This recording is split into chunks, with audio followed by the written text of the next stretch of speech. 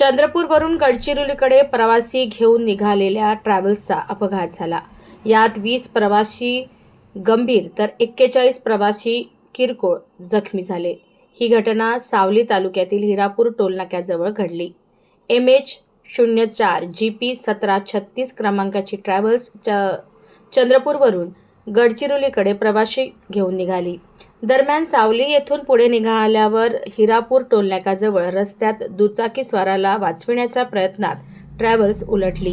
Travels भरधाव वेगात असल्याने रस्त्यापासून 100 मीटर अंतरावर जाऊन उसळली. घटनेची माहिती मिळताच सावली पोलीस ठाण्याचे पथक घटनास्थळी दाखल झाले. नागरिक व पोलिसांच्या मदतीने जखमींना सावली येथील ग्रामीण रुग्णालयात दाखल करण्यात आले.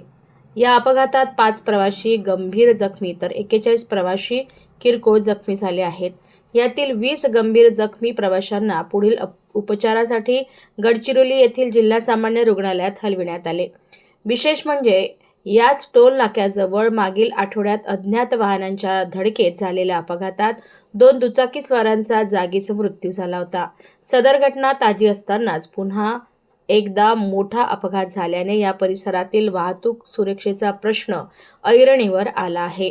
राष्ट्रीय महामार्गाचे काम पूर्ण झाल्यानंतर या महामार्गावरून भरधाव व अवजड वाहनांची वर्दळ वाढल्याने अपघातांचे प्रमाणही वाढले आहे, अशी चर्चा नागरिकांमध्ये सुरू आहे.